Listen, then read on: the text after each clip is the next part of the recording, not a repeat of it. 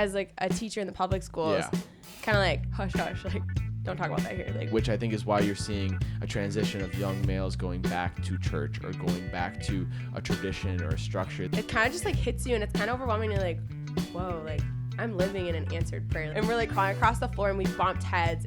And like I'm crawling in the dark, I can't see anything, and something breathing hits me. Like I just lost it. I screamed. This person sending it. You don't. Like, you told me that the other day. Yeah, but you don't even look at mine either. So.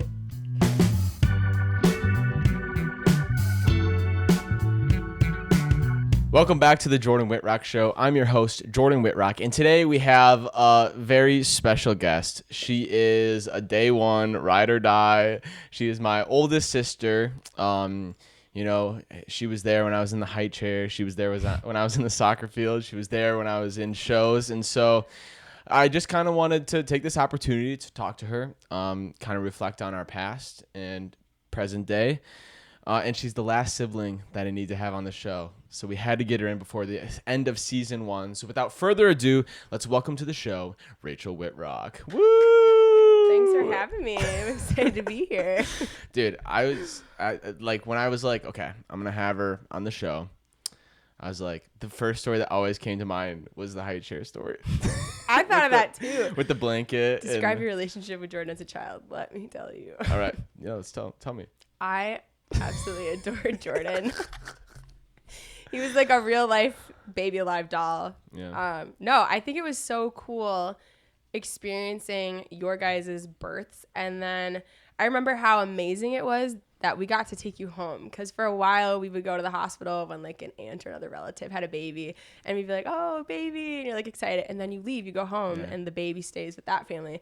And I just remember how cool it was when I would like look at mom and be like, wait, we get to keep this one? Like he's coming home with us. And so that was amazing. It was a great day. Well, and so we're all 2 years apart. So you would have been 4 years old-ish. Yeah. And like, I feel like that's when you start actually remembering, you know, core memories. Like for me, it's like I have no idea. I don't remember Isaac, but I do remember a little bit of Kenzie and that whole fiasco and that whole thing. Yeah. And so I remember everything. Yeah, but like, and like we'll talk to Kenzie, she'll be like, yeah, I don't know. It sucks. Like that's not a part of my life. Whereas like you are the complete opposite, where it's like, I've seen everything you've done.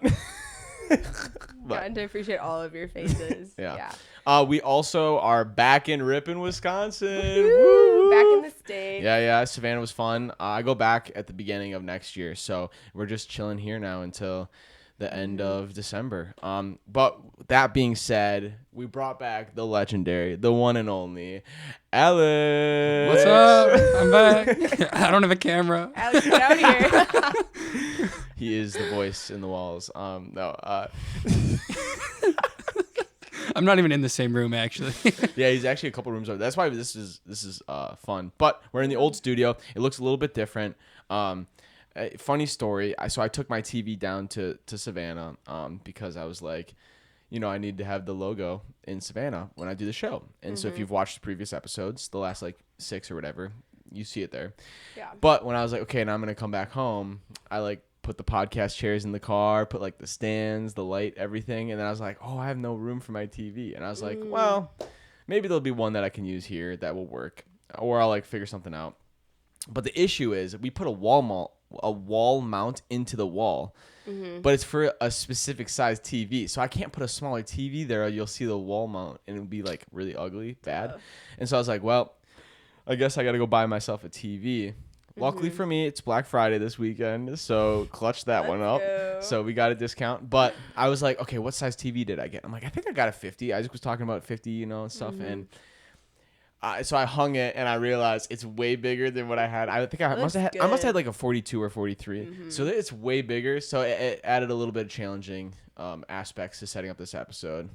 But Alex and I, we were able to figure Challenges out you overcame 1 hour later, you know. And now you're stronger. So we appreciate your patience in getting this episode set up. But the drive back was good. We just had Thanksgiving. R.I.P. Caitlin. No, I'm just kidding. See you next year.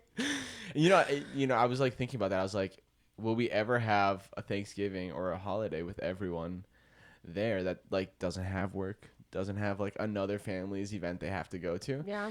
And I was like, damn. You know, like that moment where it's like, I have this where it's like, you never know it's the last time you do something. Like, and it's like very parent orientated, where it's like when you don't know when the last time your kid's just gonna run up to you and give you a hug. You don't know when that last time, but it's gonna happen. Yeah. Or it's like you don't know the last time, you know. I saw that. And it's like like for me, I'm like, damn, did we already have our last Thanksgiving with everyone? Hopefully not. She was here for part of it. Yeah, but not the meal. She was there to like in the morning. It's tough when you're juggling. No, like I get it. It's not me complaining, but it's just like it's that ability to then reflect and be like, ooh, yeah, that's right, that is real. You know, people go move on, do bigger, better things, and you have to let that go. Sounds like you're coping well over there. Yeah, we're doing pretty good. No, we played Just Dance the other night, and I got cooked. Ivy cooked me in like every single one. Ivy. But I did beat her in the last one, and I was like, this is my last one. I'm done, because it was like late. And what's your Just Dance song? No, we were just playing the new one on the Switch, so I don't know any of the songs. Oh. So it's even playing field. What would you say is your Just Dance song? Like the one that I get 5 stars guaranteed every single time. Yeah. Just Dance 3. Yeah, or just like the one where you're like, this is my song. When I hear it, like, this is my Just Dance song. No, I'll do it on the GoPro. Let's like take the all GoPro. Of them. All right, you're not going to be able to hear me. I'll try to yell it loud enough. Are you going to dance for us? Yeah, here we go. All right.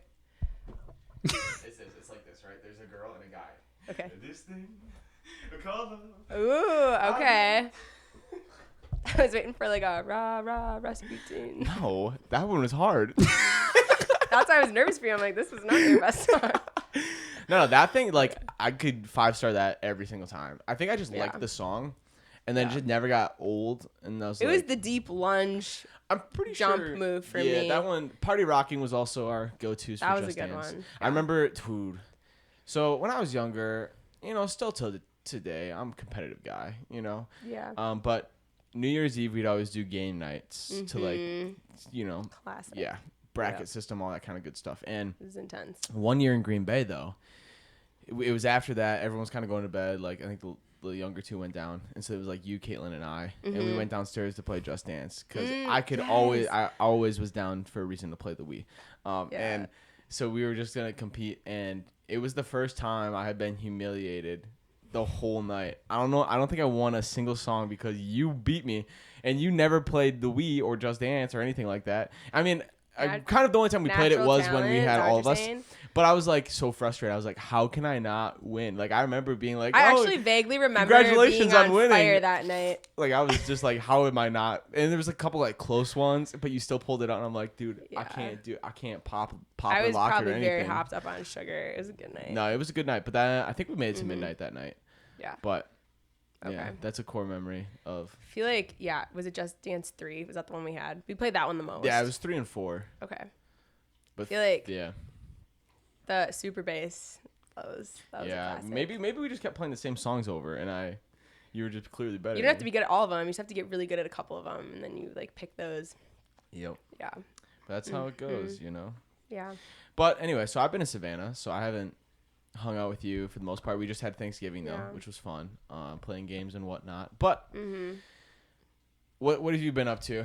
You have a new job this year. I do. How is that treating you? Amazing. I absolutely love it.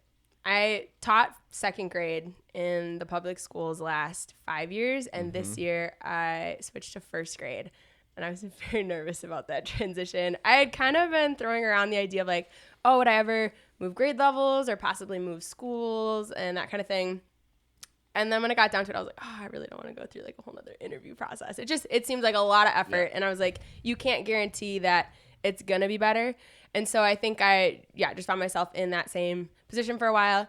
And then I think it just got to a point where I was like, okay, I actually do feel like I want to just try something different and see something different. And then my principal had approached me and asked me if I'd consider a 1st grade position. And at the time I was very nervous because I see like the needs in my classroom teaching 2nd graders. And in my head, I was like, oh my gosh, they're going to be like a whole year younger. They're going to have that many more lagging skills. Like, can I even handle that? And it's been so neat to just kind of like take a step of faith of like, okay, I'm going to try something different and see how it goes. And like worst case scenario, like it's not going well, you reach out to other people, you get support, but I absolutely love it. It's been really good. Because I remember you talking about it because that was like right before I moved. It was like when that just kind of decision towards process. End of last year. Yep. And then then I left when you started. So then it's like I never got to actually see, because I mean it's one thing to call and be like, yeah, no, it's fine, but there's one to like to like also see the person and be like, no, like it's really good. How's it really going? Yeah, and it's like no, you could tell like the difference in the weight that each of those classrooms had or whatever that is, and outside forces at the same time you were in those classes. And it was just seemed like you're enjoying it more, and maybe it honestly could just be that it's different season of life too. Yeah, but more like, skills as a teacher. Yeah. Okay, that was okay. We were talking about this earlier, and I wanted to ask you, but I never got a chance. Do you think it's easier or harder now that you're 5 years in to get a new class, like have that class leave, go to the next grade level? What do you mean by like easier or harder?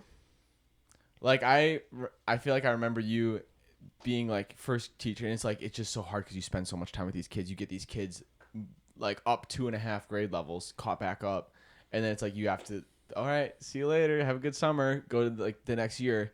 Is that something that's gotten easier over each year because you're like, not that it's become a business, but it's like, no, like I did the job that we needed to do to get you to the point where you are. Now it's like I have to help the next one in line kind of thing.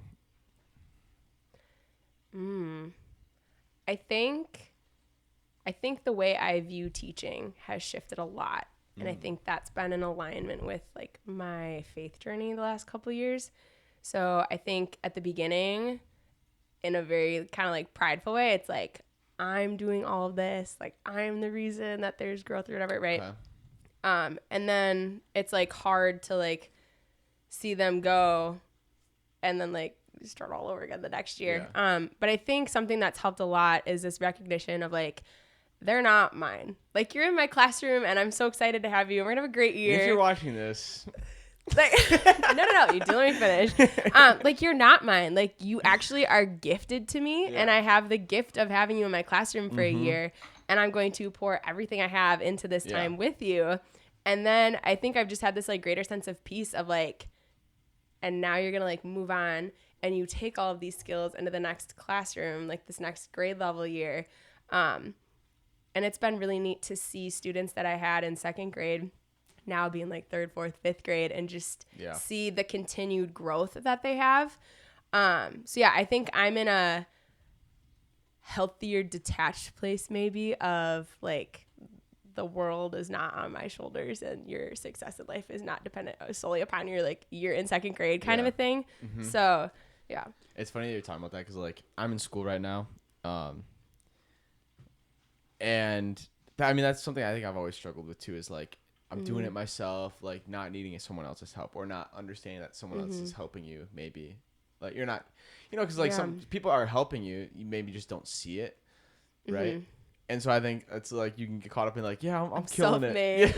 Yeah. Like, the true American story. No. But for me, especially, at this level, it's like, oh, like I'm not good at this, or, hey, like we're gonna make you better by doing this, and it's gonna be out of your control, and you have to trust that. Or hey, we're gonna make it look worse, which can happen, and it's like, damn, okay, like that's tough. And so I think like you're saying is, I'm just here to provide what I have the ability to for this year to help these students grow.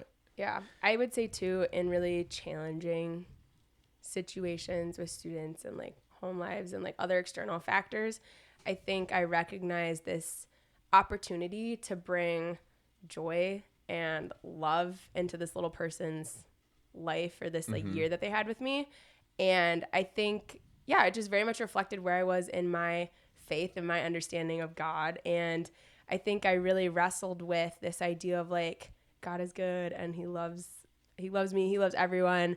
But then I go to work every day and I see kids coming from really, really challenging situations. And I think for me, it was like, God is good. I'm like, is he good? Because like, how do you explain that to somebody? And I think that was really challenging for me because it's like, oh God, you're not fixing this. You're not taking care. Like, I got to do this. I got to step in it. Like, this is up to me. And I think it creates a lot of stress and anxiety because it feels like it's kind of out of your control. You can't really control it or have like, I don't know, like a ground shaking, like impact that's going to go out for like years and years. But I think as I've come to know more about God and like who he actually is and how he works in our lives, I think it's just given me this sense of peace of like, okay, I can like go in and bring joy and love. And I can also trust that just how like similar in how God has continued to work good in these really painful parts of my story or like life,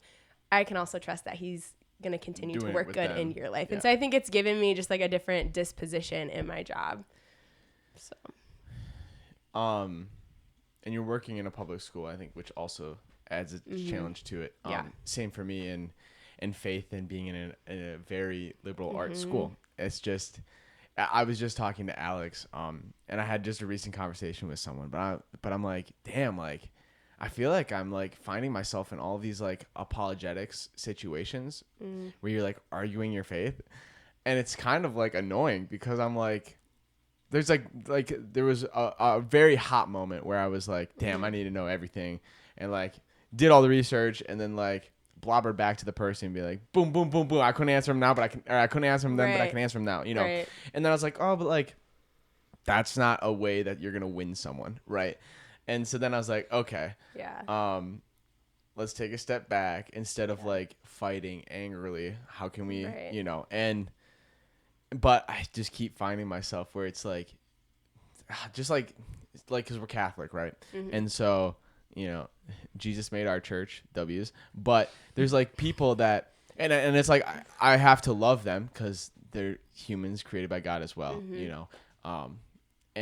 But there's just like someone who's like, oh, like, I went to a Catholic service. They went to All Saints Day, because someone in their family was being recognized or there was a death or something like that. Okay. And they were like, yeah, like I had to stop, like, I felt like I had to stop praying halfway through because it was like heresy and throughout the whole mass or whatever.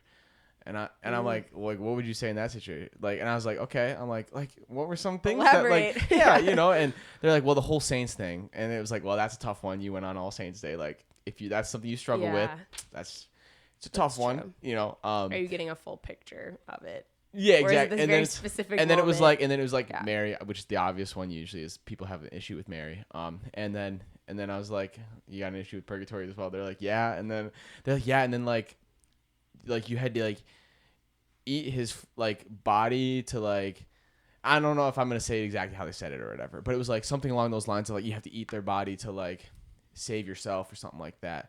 But it was like the way they put it, I'm like, I mean, like kind of right, but like not exactly how it is in that sense. And like what we believe is that through the Holy Spirit it becomes the flesh and blood, you know, that whole thing. And like that's why you have to take it to be saved kind of thing. But it was just like I find myself in these conversations or like arguing why should you be married, and then the argument against it is like, well, it's like a structural thing that the church created, and it's like, damn, like I can't just tell that person, well, like be a man. To be a man, it's like it's harder to be a man and marry a woman and make that commitment for your life than be like always on like I'm doing it because it's like you know safe for both of us to like not be committed to the relationship. Exactly. It's like because you could leave at any moment. It's actually to be a man is to like make that commitment and sacrifice to that relationship. And it's like I can't say that to that person though because they don't have the same ideology. So it's like, damn, this sucks. Like I literally find myself just getting shit on all the time because of my faith, and it's like I can't do anything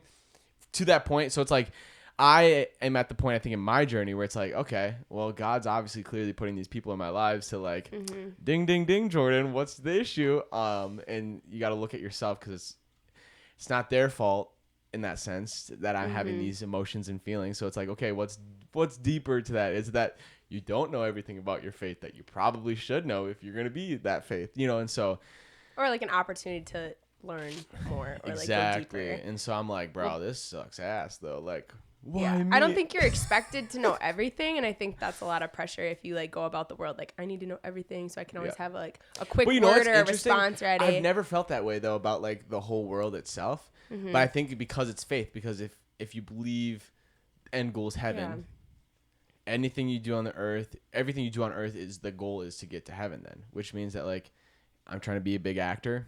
But if I have to sacrifice my faith to be a big actor, I'm not going to be a big actor, right? So that transition, you have to be comfortable enough to realize what's more important, you know, family, that whole thing. And so I think with faith, it's like, well, no, I should know my faith because if I actually believe it word for word, right, that whole thing, there are challenging teachings in there. And I would say too, if you don't have like a like an authentic, correct understanding of what Catholicism is, what it means to be Catholic, why we do the things we do, what does that mean? Like, it is very confusing, and we were cradle Catholics. Like, I was baptized as a baby. Yeah. I went to, like, CCD class all the way through. We went to mass every Sunday, and even as an adult, I, like, did RCIA again, and I still remember, like, when we went on, like, one of our retreats, I was like, I've never heard this. Like, where are they, like, gatekeeping this? Because this is answering all of these big questions that people have of, like, why do bad things happen to good people, and who is God? And it just breaks down all these things. And I would say I can look back to times in my life where I was Catholic, and I was like, if this is what it means to be Catholic, like, I don't know if I want this. Like, I had a very poor understanding of it and wasn't formed in it. So I think if you are finding yourself in a position where you're like, I have a problem with that, like, I think it's like an invitation to just, like, learn more, or, like, be open, read something, watch something. Like, if you have these strong emotions about it, like, go get informed. What does this actually mean? Yeah. Versus, like, the experiences or feelings that have maybe, like, shaped your view of that. But yeah, that's been wild for me to, like, think back to when I, like, thought one way about something, and now I'm, like, on the other side. I'm like, that's crazy, because I remember feeling so validated in that. But there's definitely a freedom in, like, getting to this point where you're like, okay, this is a hard teaching, but, like, I understand it. Well, and again, it's like, I think that's one of the arguments too. It's like, well, who am I to say what has been going on, or the people that actually were next to Jesus taught, you know, because that the split happens in 1500, and it's like, okay, but what do we do the first 15, or at least the first 300 years? Yeah. You know, and it's like, well, who am I to say that's wrong? Or who am I to say, oh, you know what? Like, this guy wrote these, you know, papers and printed them in the press to expand word. And it's like, do I trust that guy who wasn't alive at the time? Or do I trust the ones that were alive, actually had the communications, you know, and with Jesus one-on-one and all that? And I think that's what I struggle with, is like, because it's tough, because when you're put in the position of like, well, I'm not saying I agree with everything that the church itself did at that time. Yeah. But like, haven't you done something? Like, that's what we want to ask the person. Is like, well, haven't you done something that's like fucked up, that you realize like, oh, we shouldn't have done that, or we did that wrong? You know what I'm saying? And it's like, but you can't. So all you could do is just be like, oh, interesting. Well, I would like to counter that with, but I think for me, the things that really spoke to me, or like resonated, or like I'd walk away from a conversation or something with someone, I'm like, whoa, I need to like go sit with that. Yeah. It was always very personal. It wasn't like this broad teaching that kind of is like removed from like how this is gonna like affect me personally. Like, faith is personal. Your relationship with God is personal. It's supposed to be that way. And I went through 2 decades of my life not realizing that, not having a personal relationship. So like everything was very rote. And I didn't understand what that was like. So the people that were very crucial, like in my not conversion, reconversion, deeper conversion, that experience, were people that had that personal relationship. And then they had the vulnerability to share and be open about the ways that the Lord had worked in their life. And so for me, it was less of this like overarching thing, and it was like this very personal like relationship. And I was like, that's beautiful. Like, I've never heard that. Like, I want to know more about that. Like, what is that? How do I go about attaining that for myself? And that has been really beautiful, just to see. Like, obviously I can see the ways that the Lord is working in my life, and like the graces and fruits that he's like giving me. But then it's like, okay, not only does he love me so much, and he's like, just like, he's doing this for you. He's doing this in every other person. And that's what's like mind boggling at times. Yeah. 'Cause that's a very different mindset, I think, than I have had the ability to do, which leads me to a question. Like, do you find yourself with people that argue like anti-Catholic or anti-religion, period? I work in a public school. But do you have like the conversation with where it's like not an attack on you, right? But it's like an attack on the faith or whatever. Do you find? I haven't necessarily found myself in a lot of conversations where someone's like, defend your faith, go. Yeah, and exactly. You're like, I think I have found, in my experience, as like a teacher in the public schools, Yeah. it's kind of like hush hush, like don't talk about that here, like. Yeah. Or that's just like my own fear of like, I don't know how to talk about this, and I don't want to, as a young teacher, like I don't want to stir the pot, so I'm just gonna be like quiet. Okay. I think in the last year or so, I think some of it, like, you can't teach what you don't know. So like similar to like what you were saying before, if I haven't experienced the Lord, or like I don't have like a relationship with him, or I like haven't come to that understanding, like I can't share something I haven't experienced. So I think I'm at a point where actually I was so brave the other day. We had like a PD day and we were sitting down for lunch, and the topic like faith came up, and I was like, we sat down for lunch and I was gonna like pray over my lunch. I was like, here we go. Just like, because that was something that was like so uncomfortable for me, and for the longest time I just wouldn't do it.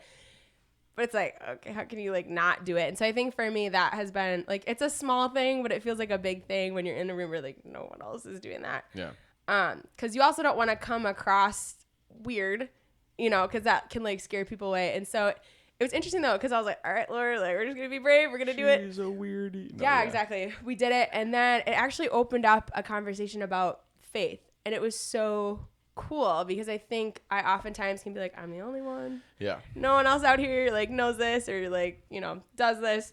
And it was really neat to hear about these other coworkers that I work with and I see every day, and I like didn't know that this is like a pretty big thing in my life, and I just didn't know that about them. So I think in moments when we choose to be courageous or vulnerable, it often leads to opportunities where we can plant seeds. Yeah, I think my issue is I just don't know how to say what I am thinking. Tell them you don't know. Like, I don't know. No, but it's like I know, but the way that because it's like, this is like, to me, this is how I understand it. But then when I try to share it, they're like, oh, like that's so wrong or whatever, and I'm like, shit. It's like the Chicken Little meme where he's like, it's like, that's what I feel like, because it's like, well, like, that's technically not what I meant when I said that. I act like. But to me, that's how that makes sense to me. And so you're like, damn, bro, I need to like go into a master class on how to like talk about faith. But like, you can guide. So like, I think for me, there are things that I would maybe not be the best person to explain this to you. And I'll even say that, like, I'm going to butcher this. What did you say? I said, I got to learn that. Like, I'm going to butcher this, or like, I'm going to like share this, and it's going to like not be nearly as like cool as like the person that originally said it. But you can like guide people to sources or things that had an impact on you and your journey. And I think that's something that's been helpful for me, is like in these challenging conversations or situations, I'll be like, well, I can't speak for everyone else, but like for me, this had a big impact, or this helped me take another step in my relationship. I think what sucks is like, there's got to be like some statistic or something like that. But I remember seeing something. It was like, it's not like how to convert someone. It's not that where it's like this step to this step, but it's something, that idea of like, when you send someone a video, what's that percentage of them gonna look it up? Or like when you tell them you should go watch this because this would benefit, like what is that? So in my brain, I'm like, well, if I know how often I'm gonna watch this video that this person's sending, you don't. Like, you told me that the other day. Yeah, but you don't even look at mine either. So okay. Well. But it's just like, it's like, I know that you're probably not gonna watch this video. So if this is my only opportunity to talk about faith with you and not shut it down, that's my issue. Are you being asked to go out and convert thousands of people? No. In the conversation that you're having, like one-on-one. Yeah. Where you're think, like, what is your relationship with that person? Is it someone that you have? Because I just saw this somewhere. I think it was from Isaac. Like, conversion only happens at the speed of trust. Love only happens at the speed of trust. Like, it has to happen at the speed of trust. So. Yeah.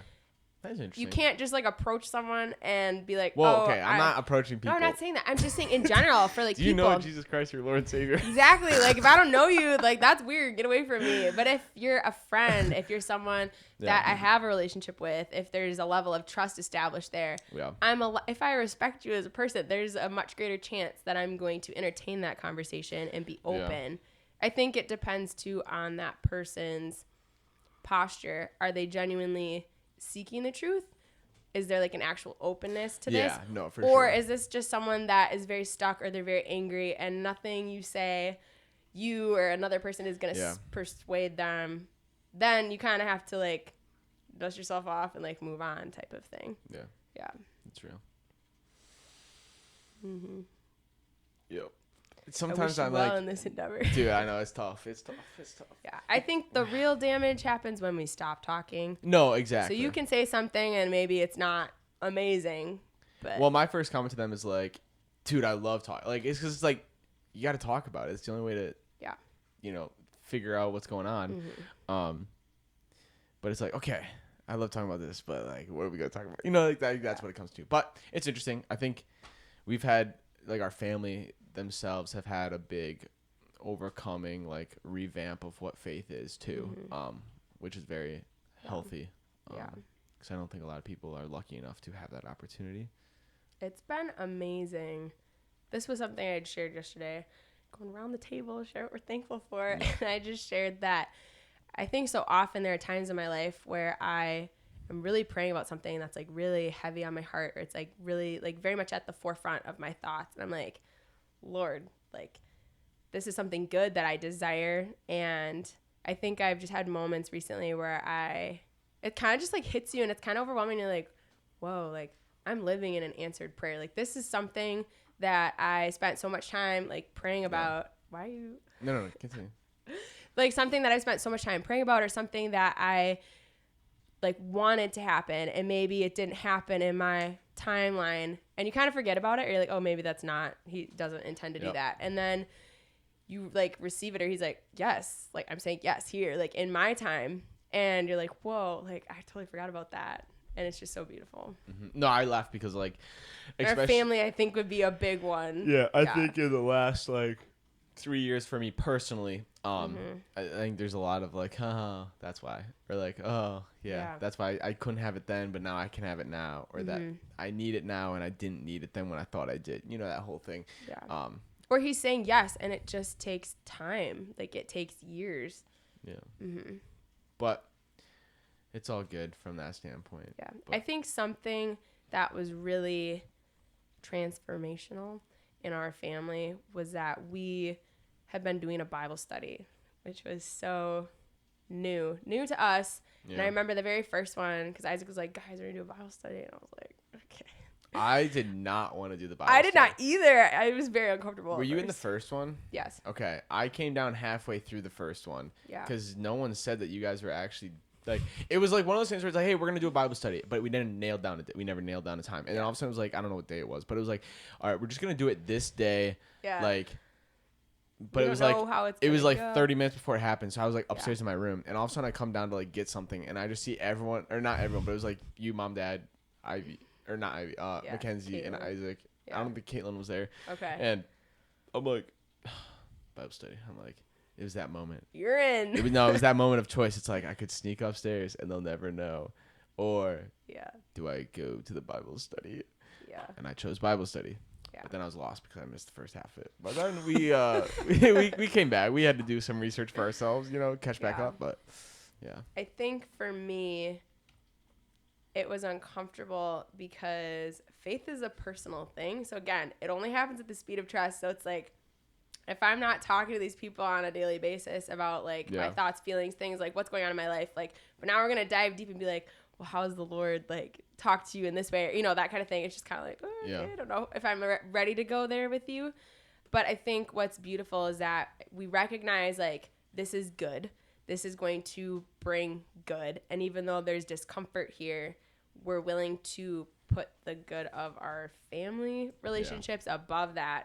And so that was like our history of salvation Bible study. But I'm thinking of the one we did after that, because we went on a retreat at Holy Hill, and the big theme was the rescue project. And that was kind of like a turning point for me because, again, like, I'm Catholic, I've been Catholic, I've gone to Mass, but like I had never heard the things that were being shared in these videos. So for why is there something rather than nothing, the word is created. For why is everything so obviously messed up, the word is captured.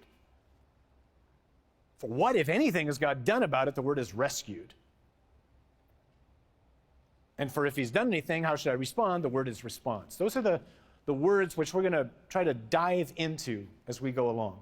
And I'm like, this is crazy. Like, and again, it goes back to that idea of like, oh, if this is what it means to be Catholic, like, I don't know how I feel about this. And it's like, no, like this is what it means. And a lot of the questions that I had at the time were like, who is God? Like, am I important? What is my purpose in life? Do I even have a purpose? Yeah. And all these like big questions that a lot of people have today, like it was answering them. And I think that was so good because that's not necessarily something you're going to hear if you walk into mass on Sunday. Like you're going to hear other good things, but I think these big questions that people are wrestling with, especially in like today's age, like the answers are out there. And that was just like a turning point for me. I was like, whoa, this is so good. This is unlike anything I've ever heard before. Like I want to know more about this. And then that was like the next Bible study that we did as a family was we went through that one again.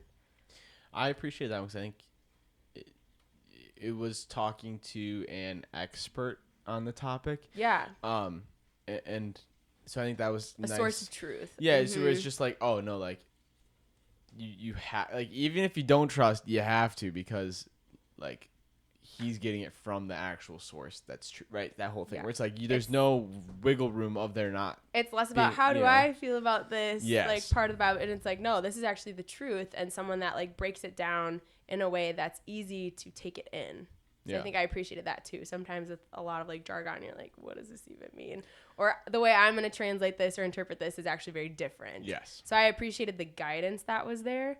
But yeah, and they actually have it on Hallow right now. So I've been going through it again. So this is like the third time I'm going through it, but it's interesting to see how much you change and how like different parts impact you differently. So I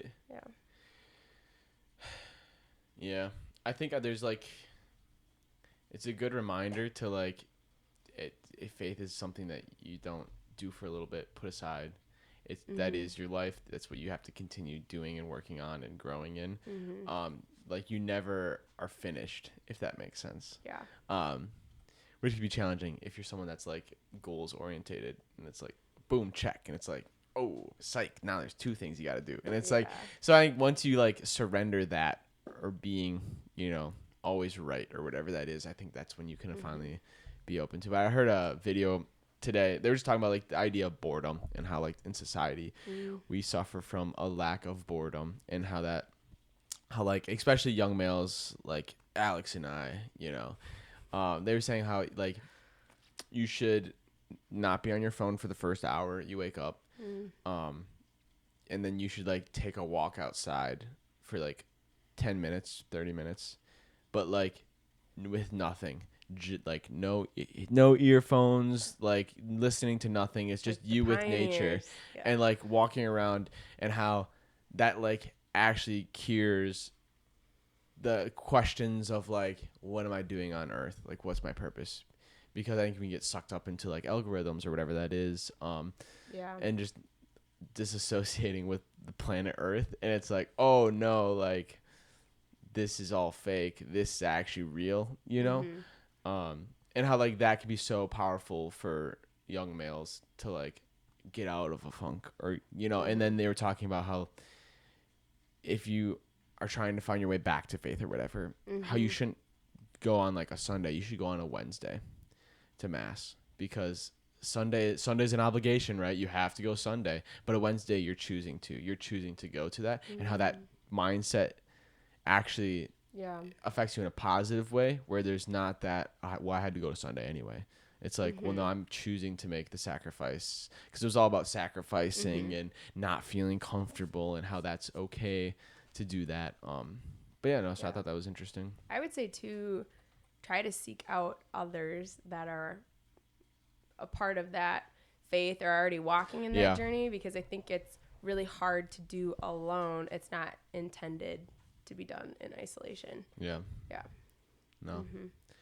All crazy stuff, but I think it's kind of, I feel like all of us kids are kind of put in positions now that faith is more prevalent than ever, and it's like we kind of did all the Bible studies and all that stuff kind of at the right time to like get your mind thinking about that, and not being silent all the time. I mean, there's times where you have to be quiet. I've been in my fair share, but it's like when you see that opportunity to at least open the door and let maybe people come in if they want to, But I think too, like, there's definitely a way in which you go about sharing that and like sharing the truth with someone. Are you like smacking them over the head with the Bible, like, you're wrong, like how is that going to be received? Versus like do you know how loved you are? Like, do you know you have a purpose? Like, there is meaning in your life. Like, you were created for this time. And I think those sorts of, I don't know, the way in which you approach it is, like, very important, too, in how it's, like, received. Well, you and I, we're only 4 years apart, but Yeah. I think the 4 years, like, that's a get, like, Caitlin and Isaac, I'm between them. Like, I felt like we lived a very similar life for the most part. Whereas, like, you and Kenzie, which is that 4-year gap, are very different. And I talked about that with Kenzie on her episode. But with you, it was interesting because you were so much older than me. Which in, like, hindsight, it's like, yeah, sure. No, no, I'm messing with you. No, you're right. But, like, I think it's, like, there was a disconnect almost to, like, what was going on in your life. Because, like, I was a 6th grader when you were in the heat of it in high school. You know what I'm saying? And it's I have like a theory on this, actually. Okay. Let's You hear keep it. sharing. Well, no, I was just gonna say that, like, I think that it made it difficult to connect because of that, and we're opposite sexes, so it's like, you know, that's just a challenge in itself as well. That was my like first one, is like, we're like a guy and a girl, so that's gonna like be the way we have a relationship and relate to each other, even as siblings, is gonna look different from how I relate to like my sisters. I think the second thing that I've been like thinking about more recently is this like came up in like our family therapy stuff. Like, are you an internal processor or an external processor? Oh yeah. And I honestly, Jordan, feel like this is like a critical piece in that like relationship With you like, and I, like just understanding our differences, or understanding our differences, understanding like the ways that plays into our conversations and how we relate to each other. We'll tell them. Okay, so the when I came home and Isaac came home, we all were at a fire or whatever. This was the moment where I was like, it like kind of, I knew this, but I didn't know it. You know what I'm saying? And it finally clicked for me. He knew it. But there was like, we were just chatting about life or whatever. And for me, I'm an internal person. So a lot of the things that go on in my life, I think about them by myself. You know, maybe I'm doing something, but you know, I'm sucked. I'm in my head that way. Yeah. But that's how I process, because I don't want to share with someone like my thoughts and feelings until I know for sure what it is, or whatever that is. And so for me, it's like a lot of times when I talk to people, which is ironic I have this podcast, but a lot of times when I talk, I think this is also be challenging myself. But when I talk to people in person, it's like very quick because I know exactly what I'm going to say. You know, where it's like, oh, I know the story is A to B. And this also could just be my like career path as well. You got to tell a story A to B. How do you say it? The fastest, most entertaining, whatever that is. Right. Yeah. And it's like, I just need you to know that this happened, period. Like, that's what it is. But we're not going to go into it. No, but for you, it was like, I think you're someone that likes to talk about, correct me if I'm wrong. I'm an external processor. Yeah. Yeah. Where it's just like, I'm not the only one. No. But you just like, in sharing, that's like. I recently saw a video where somebody broke this down. And as soon as I saw it, I was like, this is Jordan and I. Like, this is our relationship challenge. It was like, they were explaining it from both sides. And the first person was like, I'm an external processor. So like, I want to share something with you and I want to talk about it. Jordan, sorry. What a gift for you to get this inside look. No. So it's like, I'm going to share this with someone. I want to like bring this up to you and we're going to like talk about it. And this is how I make sense of it. So when you talk about like, I think about it, I process it. Yeah. That's how like I make sense of it. What I'm doing in my head is what you just do. Then I share the highlights and I'm like, no, buddy, like you're in this, we're processing this right now. And I think for me, it's like, it's so weird because that's not how my brain works. It's so weird for me to think that you like think things through and then you know. Yeah. Because for me, I'm like, well, I'm not going to, like, I don't know until I talk it out. Then I know. Yes. And that's how I get to that point. Well, do you think that's like because you like other people's perspectives on something or no? Or is it literally just you? Like for me, I have to talk to myself or is you talking out loud processing? I think I have to talk out loud because sometimes I'm talking with other people. Sometimes I'll talk just out loud talk in my yourself. car. Yeah. Sometimes I'll like talk to myself when I'm like getting ready and I just have to like think through something. Yeah. Yeah. Actually, it was funny. I just had this with Mom. I don't know what we were doing, but she turned to me, asked me a question, and I looked at her, and then proceeded to like debate with herself to get to an answer. And I just started smiling. She's like, what? I'm like, you realize I did nothing. Like, I didn't say a single word. And she was like, oh, that's funny. But it was like, Yeah. it was just funny the way that panned out. Yeah. But I think for me, that's challenging because I'm an internal processor. I fix it myself. So when I see someone else struggling and then like talking about it, it's like, oh, how can I fix this? But knowing that that's not my place. So then it's like, oh, if I can't fix this, I can't change anything about I don't want this. to talk about it. Why are we talking about it? And like, that's how I can feel. So that night we were talking about something where it's like, okay, we've already dealt with it. Yes. Soul with you. Yes. Catching you up since you've been in Georgia. Yeah. We were talking about like personal stuff, like things from the past, all that. In my brain, I'm like, no, like this is good stuff. I'm glad we're working through this. But first off, it's already been done. Second off, I can't do anything about it. Third, so and that's how like my brain is processing in this. And it's funny because I caught myself. I'm like, damn, why am I so bored in this conversation when I shouldn't be bored? Like that was my fight with myself. It's like my sister, like you're saying, are sharing her heart, soul, all that kind of stuff. But I'm sitting here like, bro, when is it like, when's the story gonna get funny? I don't know, whatever it was gonna be. And I'm like, and tell me how you really feel. I'm just like, it's taking forever to get to the point, I think is what it was. And it's like, I know it's because it's like, I know what she's trying to say. She's literally like, the whole thing has been building up to this moment where I think in my brain, I'm like, I would like hit two things. This is what it was because I've already processed this. Where for you, it's like, well, no, I have to share this because I need you to like, I'm processing. I want you how to understand the whole journey of exactly. how I got to this anyway, revelation. So I start laughing, and you're like, "What are you laughing at?" I'm like, "Dude, I just feel so bad." I'm like, "I've been sitting here like for like the last 10 minutes, being like, bro, when is this story gonna end?" But I know that's a me problem, not a you problem. Yeah. And like, I'm like, it all of a sudden just clicked. I'm like, that's the difference between external and internal. An internal and an external. And then I just was talking about this with Mackenzie. So we're sisters, we're roommates, best friends. No. And it's funny because we're both external processors. So my nightmare. We're thriving between both of them. No, we realize like each day, like one of us will come home. Sometimes it's both of us on a day, and we're just like, hey, I gotta like talk about something with you. And we're like, I'm in. Like I'm all ears. Like, what do you need? And I think I understand like she's talking it out, and this is how she's processing it. Yeah. And I can like give insights, but like ultimately like she's got this. Like I'm not actually gonna be like, oh, do X, Y, Z. Sometimes she like asks for my advice.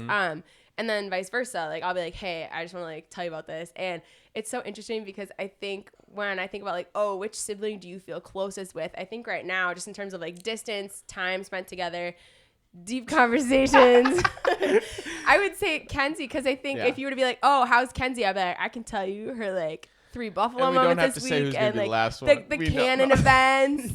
No, and so it's just funny because I think it's just like a personality difference. And I think about how that plays into different friendships and relationships. And it's not a bad thing. One isn't right or wrong. Yeah. Can you recognize there's like a disparity in how you relate? And then can you, take steps or be intentional to like bridge that gap? And I think that for me was like that moment at the fire pit. I was like, oh, yeah. That like there is a difference. And you just have to be conscious about that in the future. Well, I think also like talking to Kenzie, she's like we were talking about something. She's like, you don't tell Dad like about that? And I'm like, no. Why would I? And I think that's part of the external process where like you have Dad there to like, yo, Dad, what's this? Seek people out. What's your opinion? Or I'm doing this, right? It's like, and whereas for me, it's like, well, no, I've already done that by myself. So now if I'm coming, it's because I need help. Because like I can't do it myself. I've already tried every possible way by myself. I can't do it. I need help. And so it's funny because a lot of times with the conversation, it's like, oh, like I need help with something right now. And then like issues in the family in the past, it's like, I think there's been a lack of understanding of like how I operate of like, I don't ask anything unless I need it, like absolutely need it, because I don't want to like, I don't need that help talking or whatever, because I can do that myself, And so I think that's just interesting to like see how that goes. Like if we had a conversation, I would come to you with the story of the aftermath. I wouldn't come to you in the heat of it, because to me, I'm like, I can solve this, I can solve this, I can solve this, until I'd get to a point where I couldn't. Then I'd be like, okay, I need help. Or I'd solve it and be like, yo, this story last weekend effed up. No, whatever that was. Yeah. I think for me, I just want you to like live it out and experience it. So we're attuned. That's scary. I woke up, here, scene 1, and you like enter into it. Yeah. That's what this podcast is for. Yeah. If you watch every episode, you'll hear a little bit more about me every I think single one of my day. like favorite things though is like there's been maybe like a handful of conversations or times that like you have shared things that are like on your heart or just like life situations Yeah. or like Whoa, whoa, whoa, whoa, whoa, whoa, whoa, whoa. no like you're Yeah. transitioning. Okay. And it's been so cool because I feel like I get a window. Oh, God, I knew it was gonna get him to laugh. Continue. I feel like I get this window into like your thoughts and your emotions and like the essence of who you are and how things are impacting you. It's funny because I am a very public person. I have a freaking podcast that I promote and like YouTube channel, all that. Like you could go to so many live streams that have a lot of probably sketchy stuff that I should probably label off to not watch anymore. But it's like I think that's like to me is like me being open. But there's another part of my life that it's like no, this is me. This is the wall. I put the wall up, and it's like the only thing out of the wall or people that are in the wall are those that are like closest at all times. Sometimes I get a glimpse over the wall. Yeah, sometimes I Rapunzel. And we like it. Yeah. So No. yeah. But interesting, Alex. What about you? Are you an internal or external processor? I'd say internal, definitely. Damn straight. No, I'm just kidding. Do you feel like you would be Wait, Alex, more... look this up. Is it more common for males to be internal processors? Okay. Think about like you know how, like this stereotype is that females gossip all the time. Do you think that has to do with it or no? I don't know. I was thinking more along the lines of who you are an external processor with. Like, do you think it's dependent upon a relationship or like a certain level of trust? Because there's obviously people that I'm not going to externally process. You know what's things interesting though? Like even people I don't know, I'm pretty open with to that point. Okay. Where it's like even where like you might be like, why are you sharing so much? Like even people will say like, why are you sharing? Or, like I feel like, well, I'm sharing so much, and I actually am. But it's like, oh, I don't really care what you think or gonna say. Like it's just like, and whereas like, but then I think there's that deeper part where it's like, no, I figured it out. I don't need help, which is like, it's then isolating to the people around me because they don't know what's going on in my life. You know. Or I just bare my soul to you, and you're like, cool, thanks for sharing. No, like, I can't fix anything. All right, cool. No, all right. But it does say that men tend to be more internal than females. You think that's because is that a result of things, or is that just like a elaborate? Because could it be less of a guy versus girl thing and more of like your life experiences or like your relationships or like the way that you interacted with people growing up or how you were received? I don't know. Just thought.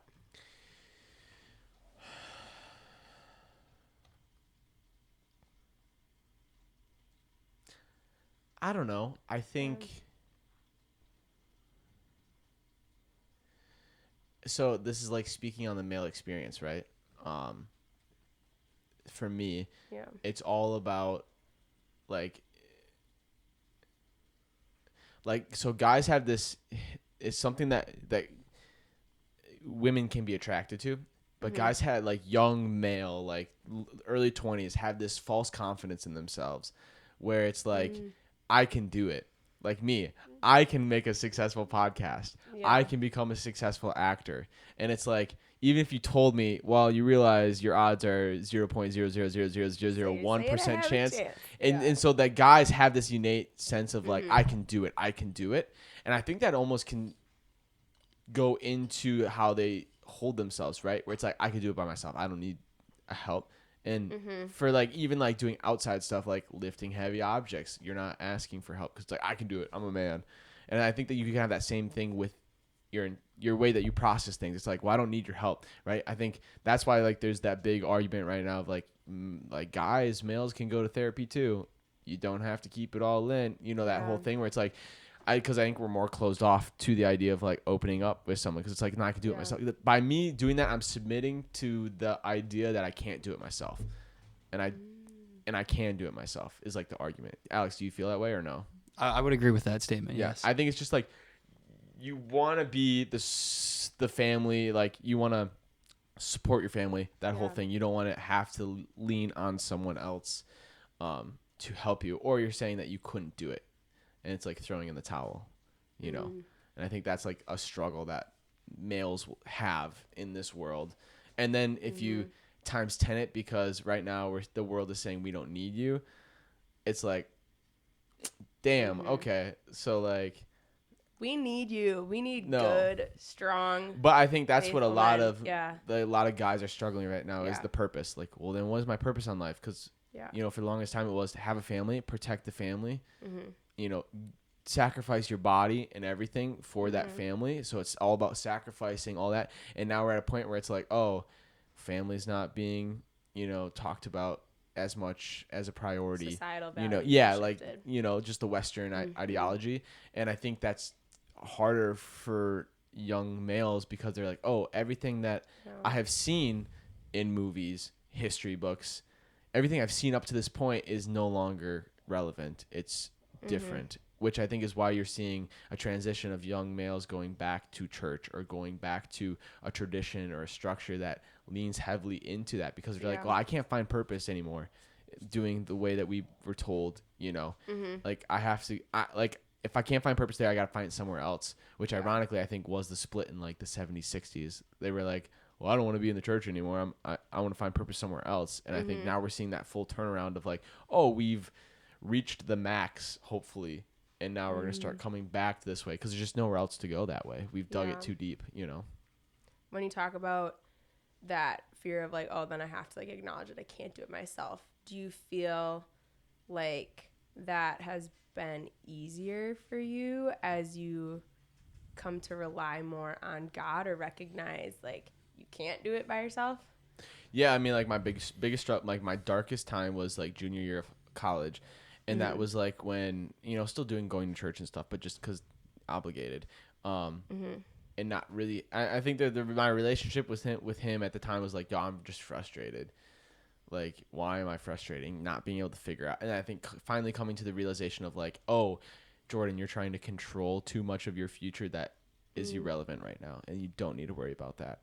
And so then in me giving that up and not planning for the future 24/7, and giving that to him or whatever, it's like, oh, okay, I just won back 60% of my brain power, which makes the rest of my life so much easier, you know? But that was like a big struggle for me. And as soon as I did that, I was like, oh, okay, like I can actually process again what's going on in my life in right now, present, you know, what's important to me now, and not saying like, oh, okay, I need to sacrifice this so I can sacrifice for this to get to that, or do this so that I can meet this person to help me meet this person. It's like, well, no, how about you just like enjoy the opportunity that you got to meet this person right here in front of you, and not worry about how that person's going to help you in your career or your life, you know?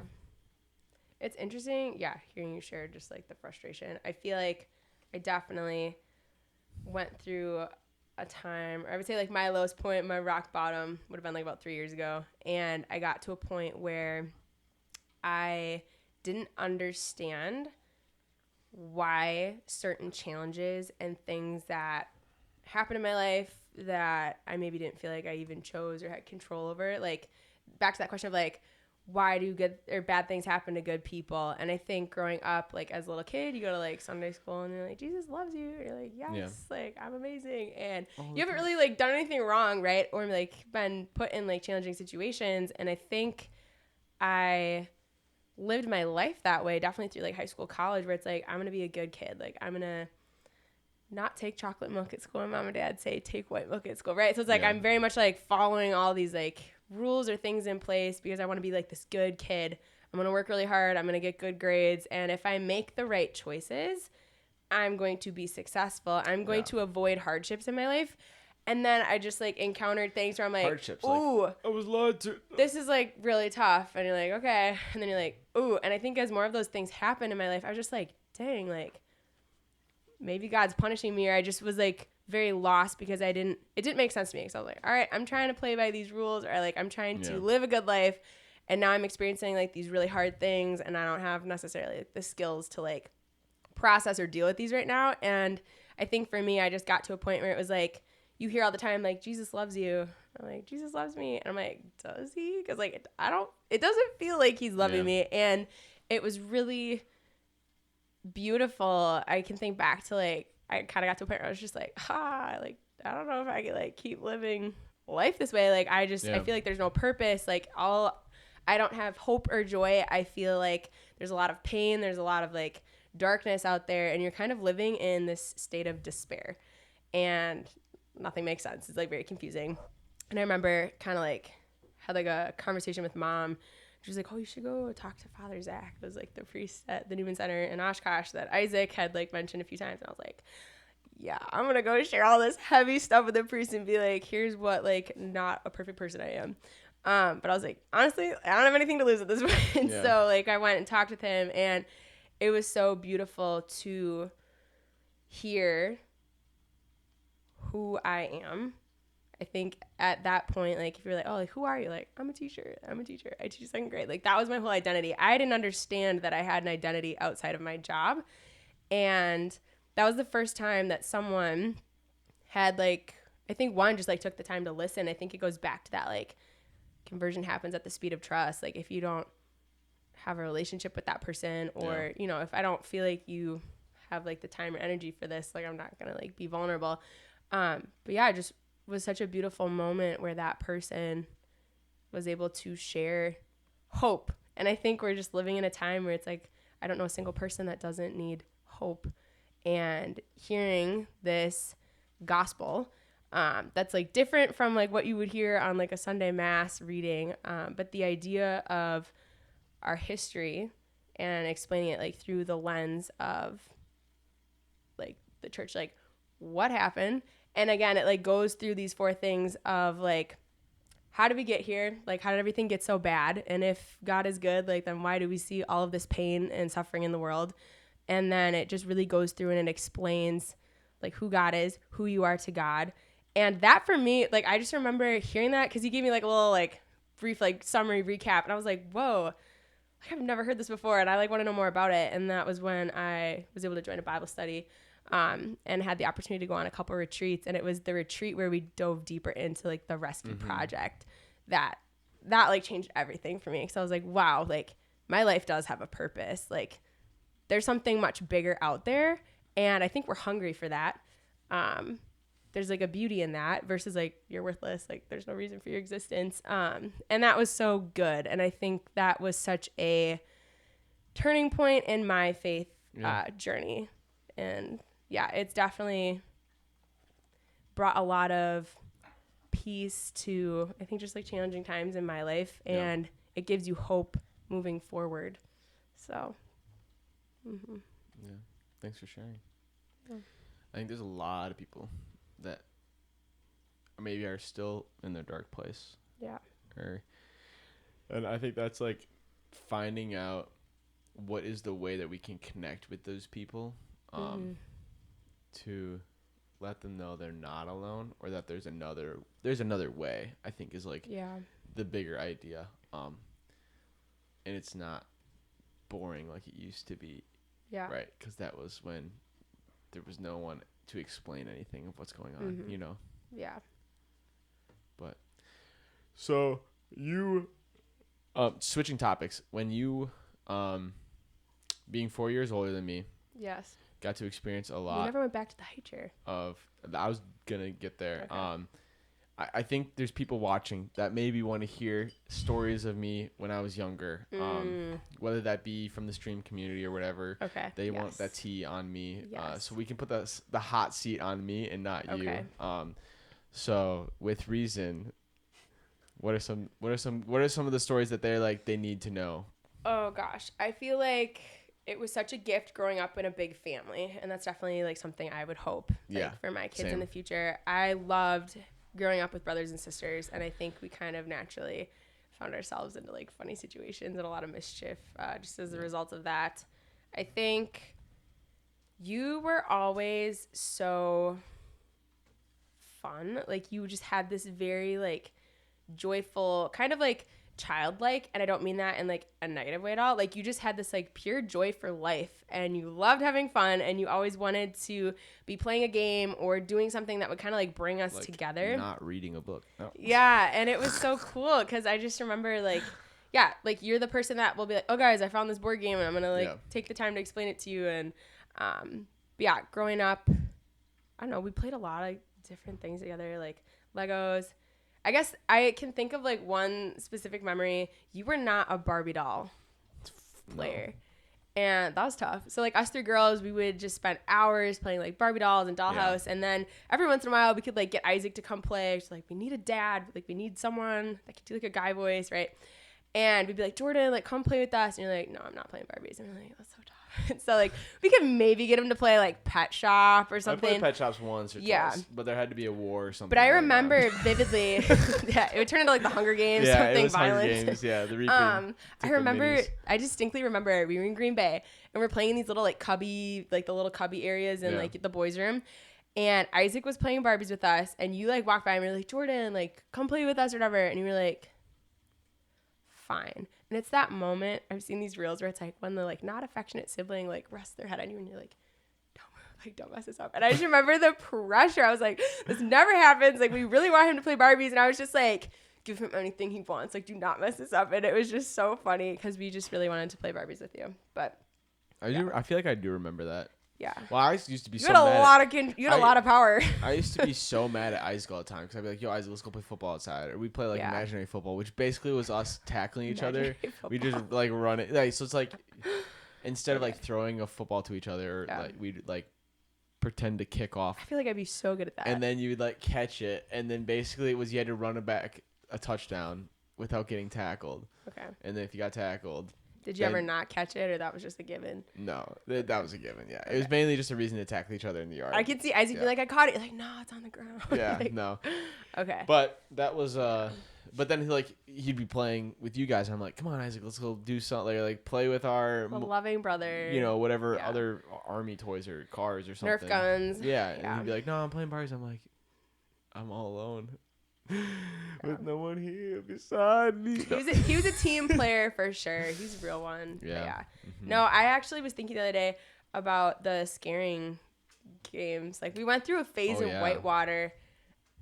Do you want to explain? No, you got it. Okay. This was fun. Like we got along pretty well. Like we were pretty nice to each other, like genuinely.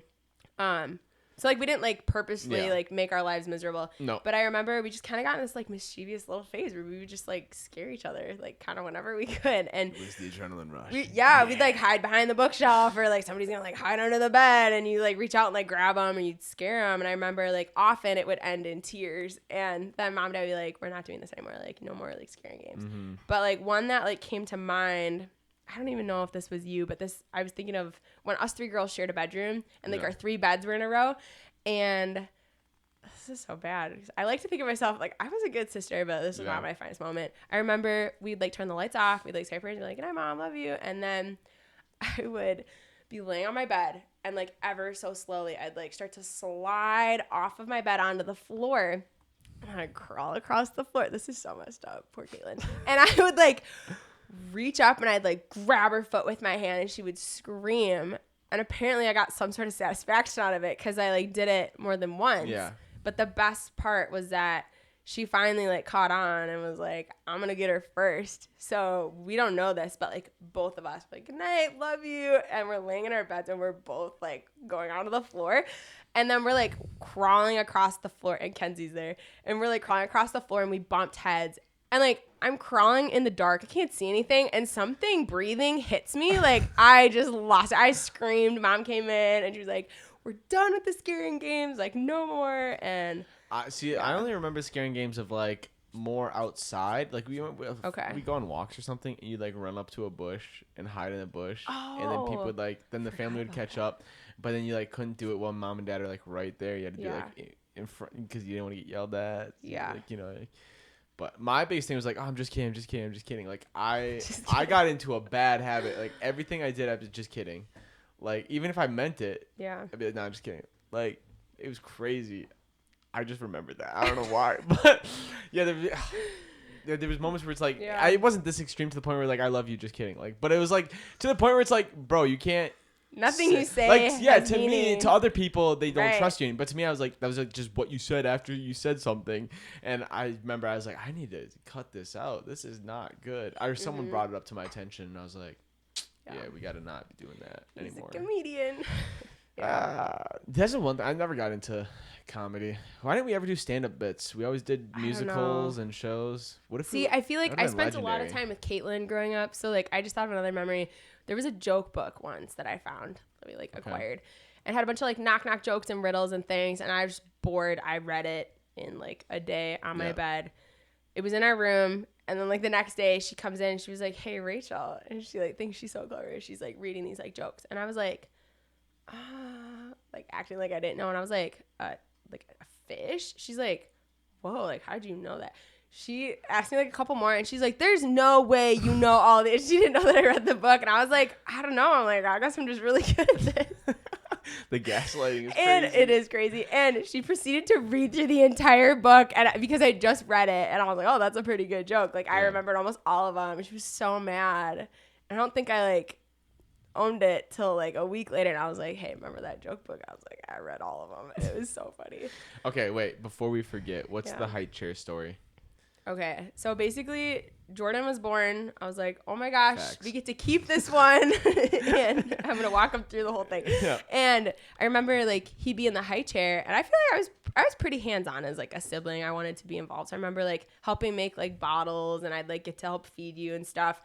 But I just adored him, and bro, you were kind of like a shrine. I would just like take like his favorite like balls and toys and things, and I just like put him right on the high chair. So I'm like, "You have everything you need. Like you will never be like lacking anything." And I would drape his little like snuggly blanket. You will never go without. And I would drape his snuggly blanket like over his head, and he would just be like so cozy. And I remember multiple times I'd be like, "Rachel, you're like smothering him. Like he does not need his blanket." I'm like, "Yes, he does. He's cold." Yeah. But I just have very vivid memories of just like bringing you everything you could ever possibly need in your high chair. Yeah. When was that moment I switched from willing to do anything to no, I don't want to do that? Was there a moment that you remember? I think for a while. Because I used to always try to, like, when I was like, Do you have like a moment that you know? No, when I was like Okay. 1 or 2 years old, I'd be trying to climb up the stairs to get to the girls' Barbie toy where all the toys were to play with you guys. And Yeah. I'd be like, "No, you're gonna kill yourself. You're gonna fall down the stairs." But I remember that fight. But eventually, there had to been one point where I was like, "No." I feel like when we would play, like another thing we would play was like zoo. Yeah. So we'd set up exhibits I'd on play our zoo. beds, and we're like, "You're gonna be the hippo, you're gonna be the lion," Damn, and the hippo again. and I remember I gotta start changing my ways. we'd feed you. We'd feed you Cheerios or like little bacon pieces and stuff, and Yeah. then we'd teach you to do tricks. Get crackers. And there was like one time I did when we had backflip, like did not land, no. we got Dad's belts from his closet. No, and we were gonna like take you out on like display, and we Yeah. were gonna put the belts around you. So I'm just replicating what I've seen. So I put the belt around your neck, Yeah. and then I'm pulling you by your neck, and I was like, "No, we're not." gonna do this." this is some goofy I'm shit. like, no, he like does tricks. Watch. Yeah, but I He's feel a like seal.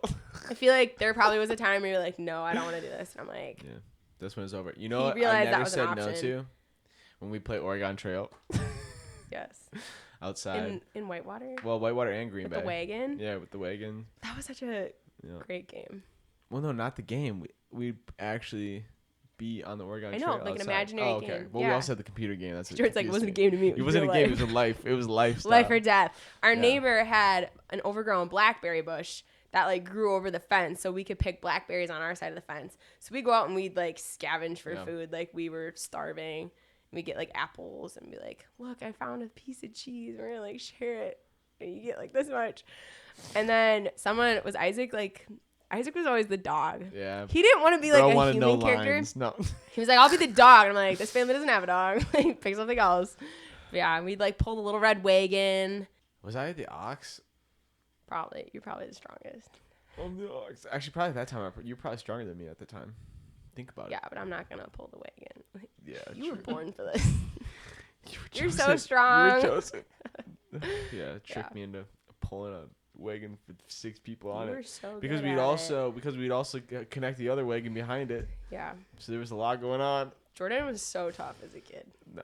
I know. That, and Now then you're we had gaslighting. Barbie Jeeps and your tractor. That was probably like a core memory. We'd Yeah. race. Yeah. Did you race us with that? We couldn't. It was too slow. It got to a point where we like, But wait, It's meant for did mom toddlers. and dad ever say you can't ride that anymore? yeah. What was that moment like? Break it down to me. Because for me, I never got the no, you can't drive it because it broke when by the time I would have got to that point, it broke and we got rid of them. I think the problem was that they let us ride it a lot longer than we should have. So, like, I remember very distinctly, like, the wheels started going like this with, like, the weight. Oh, yeah. And then we'd have, like, multiple people on the Barbie Jeep because you only could fit, like, one or two people. You could have, like, one person ride the tractor, one person, if they're small enough, in the, like, trailer. So we would just load up that Barbie Jeep. So, like, after a while, it just, like, it doesn't have the juice anymore. So it just, you're like, on your marks, get set. And it's, like, battery. going very slow. Yeah, and you'd have to recharge the battery. But I think I remember... Yeah, I distinctly remember they were like, yeah, like, you're like, too big now. Like, you can't ride the Barbie Jeep. Like, Kenzie can ride it. I'm like, bro, that's my Jeep. Like, this is crazy. Yeah, that is actually wild to get a gift and not being able to use it. It's like if you got a trumpet and they were like, sorry, you can't play it. It's actually Isaac's now. I'd be like, what the fuck? Yeah. I feel like there were a lot of things like that as the oldest where, like, somebody was crying or wanted something and they're like, oh, just, like, share. I was like, I don't really want to. But I think I got really good at sharing or just kind of, like, not caring. Like, okay, I can choose to be really upset and, like, not share this. Or it's like, or I can just, like, get over it. And so I feel like same with, like, board games or, like, any kind of, like, competition game. I feel like early on. Except for Monopoly. But continue. Oh, yeah, we'll come back to that. But, like, early on, I think I was, like, definitely. You're in so much debt. Definitely competitive. But then after a while, it's just like, Rachel, they're younger than you. Like, they, like, don't understand. You have to be patient. Yeah, like, don't take advantage of them in Monopoly, things like that. So I think I just learned to not be competitive because I was like, I'm not going to win. And if I win, like, at what cost? He's 4, so. Yeah. No, Monopoly was an intense game in our house growing up. I think we talked about banned. it with Isaac. But, it was. But actually, we were so addicted to it that we'd play, like, 3 games straight in a day. We didn't play correctly. That was part of the problem. The game went on forever. No, what do you mean we didn't play it correctly? Like, when you're out, when you go bankrupt, you're out. Yes. But we never wanted... you can't foot the bill anymore. We never wanted to, like, hurt people's feelings or be like, hey, you can, like, take an extra loan out of the bank. And, like, we didn't play by the rules. So it went on forever.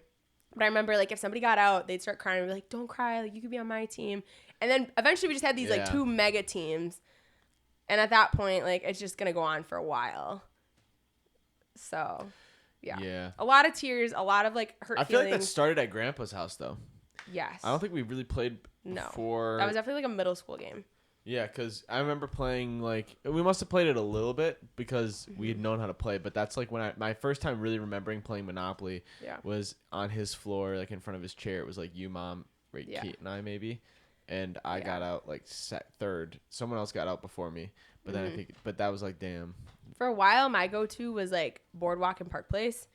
And then, because you could just, like, steal someone's whole life at that point. And, like, if they land on you, you got a hotel. Yeah, because, like, if you have, like, light blue, you know, Connecticut. But I would do those, like, and then the brown properties, right? It's a little painful, but. And then Isaac's strategy, he was competitive.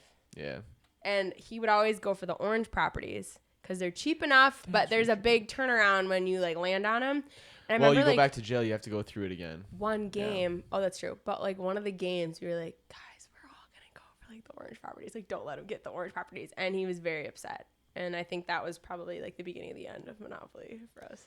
Yeah, we have it set up downstairs. We gotta play it. Yeah. Alex, bring back the good times. Alex, you ready to cry?